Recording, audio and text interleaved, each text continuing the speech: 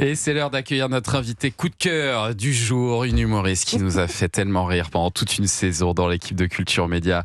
Bonjour Philippine Delay. Bonjour, je suis hyper émue. Et nous aussi on est trop contents, d'autant que c'est la première fois qu'on vous voit habillée normalement. Oui, ça fait très bizarre hein. Oui, et qu'on entend ma voix, ma vraie. Parce que d'habitude elle venait toujours grimée. Il y a toujours des déguisements incroyables. Pour l'invité surprise, en effet, la chronique que je faisais à l'époque. Ouais, oh là là, je suis trop contente. Je suis invitée, maintenant c'est moi l'invité. C'est dingue. Enfin, pas la principale quand même. Non mais quand même, mais bientôt. Ça fait plaisir. Et alors là vous êtes là pour nous présenter votre spectacle qui s'appelle maintenant non plus Fille à papa mais Fifi à papa, qui cartonne à Paris, qui cartonne en tournée. Vous avez même joué aux États-Unis, j'ai vu ça. Oui, c'est vrai que j'ai fait une tournée aux États-Unis quand j'étais chez Europe 1 d'ailleurs. Non mais ça c'est incroyable. C'était incroyable, j'étais allée jouer sur la côte ouest. Los Angeles, San Francisco, Menlo Park. Et vous Les avez gens... traduit le spectacle en anglais ou c'était pour les expats pour les expats. C'était pour les expats. Il y a une grosse communauté française là-bas. Ouais. Et c'était un rêve. J'ai joué sur Hollywood Boulevard. Et puis 2-3 mecs qui n'ont rien compris à l'histoire. Oui, sûrement. Ouais. Bien sûr.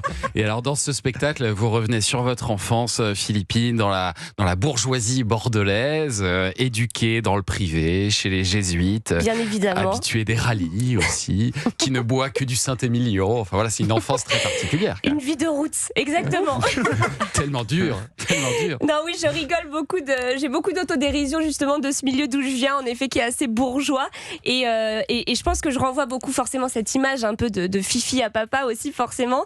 Mais je rigole de ça parce qu'il y a des sujets très chouettes à traiter là-dedans. Et en effet, notamment les rallyes qui sont des soirées organisées par les parents pour que leurs enfants se rencontrent. Et se marient. Enfin, se reproduisent, clairement. Oui, voilà, c'est plutôt ça. Oui, il y a une idée derrière. Disons les mots, les vrais. Créer des couples, quoi. Voilà, exactement. Pour se marier entre gens de bonne famille, on va dire. Vous dites bourgeoisie, on peut même dire un peu aristocratie, non? Parce que Delay, au départ, c'est en 2 mots, c'est ça? Alors, ma grand-mère, je pense, aurait rêvé que ce soit le cas, puisqu'elle dit oui, bien évidemment qu'on avait la particule au départ. Oui, bien sûr qu'on l'a recollée au moment de la Révolution française. Hein, mais c'est que la grand-mère qui dit ça. Il n'y a que la grand-mère qui dit ça parce que je crois que c'est faux. Non, malheureusement, on n'est pas du tout aristo. Mais... Bon, mais alors dans ce spectacle, vous parlez aussi de votre demande en mariage, que votre fiancé avait fait sous la forme d'une chasse au trésor dans Paris.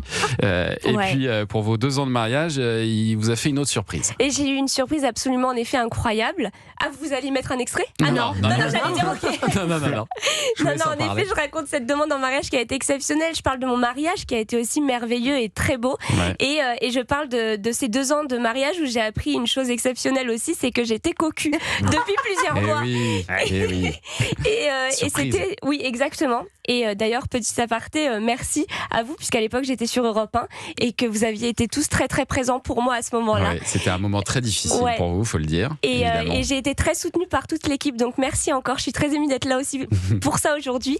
Et en effet, je joue de cette découverte de la cocufication, comme j'aime appeler ça, en racontant que j'ai aussi eu une chasse au trésor pour cette magnifique découverte. Qui était un peu moins exceptionnelle que la demande en mariage, c'est quand même pas mal aussi. Pas mal, voilà.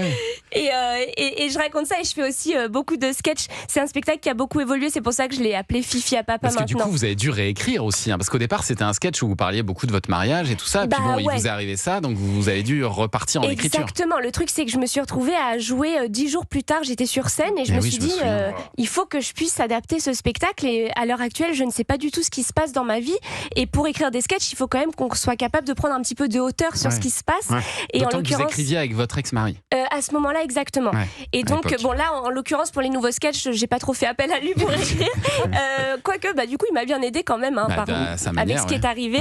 Mais c'est vrai que je me suis dit, je pourrais pas jouer ce spectacle Poker Face qui est quand même très personnel. Il faut que je balance sur scène que je suis cocu. Je verrai si je le sors ou non. Et en effet, 10 jours plus tard sur scène, j'ai dit que j'étais cocu. À ce moment-là, il y avait ma mère et ma sœur dans la salle qui étaient livides, qui me regardaient genre, qui savaient pas que qui étaient au courant. Oui, c'est ça quand même. Non, mais qui savaient pas que j'allais l'annoncer sur scène forcément. Et là, elles se sont dit mais dans quoi elle part? Oh là là. Mais si c'est génial, ça parle à tellement. Et en fait, c'est ça, et c'est ça que j'aime et que j'aime énormément dans ce spectacle aujourd'hui. Et je suis persuadée que dans la vie, les choses arrivent et parfois, c'est pas pour rien et c'est pour nous faire grandir. Parce que moi, cette nouvelle version Fifi à papa, elle est tellement plus juste, tellement plus dense.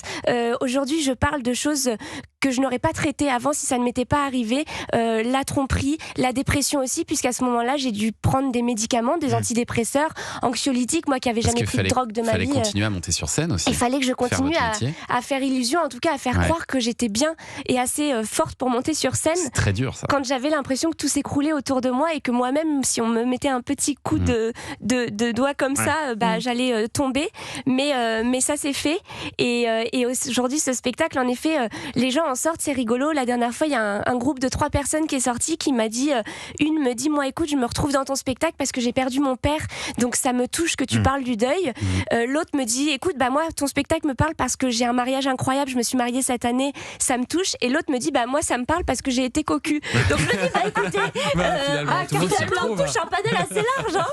Et finalement, ce qui est beau, c'est qu'aujourd'hui, voilà, vous avez retrouvé l'amour, Philippine Delair, tout va bien dans votre vie. La vie est belle. J'ai vu que vous étiez aussi dans Scène de ménage, vous jouez maintenant la sœur d'Élodie Pou dans Scène de ménage sur trop M6. Chouette. Donc tout va bien pour vous et on en est très très heureux et on recommande vraiment il faut aller voir à tout le monde d'aller voir ce spectacle de Philippine Delair, Fifi à Papa. C'est à voir tous les mardis à la Comédie de Paris du 13 janvier au 28 avril et puis en tournée en France, en Suisse, en Belgique, il y a 50 000 dates partout là. Il y a beaucoup de dates. Oh là là. Et c'est vrai que vous êtes porté aussi par les réseaux sociaux, très puissants et qui vous ont fait naître au départ, Philippine Delair. Oui. Et puis voilà, ça vous a emmené très très loin. On est très heureux pour vous. Merci d'être venu nous voir ce matin. Et merci à Mélissa D'Acosta aussi. Et on recommande encore une fois votre livre Fauve chez Albin Michel. Vous allez vous régaler. Merci Mélissa. Mélissa D'Acosta qui suit Philippine Delair sur Instagram. Je suis trop touchée.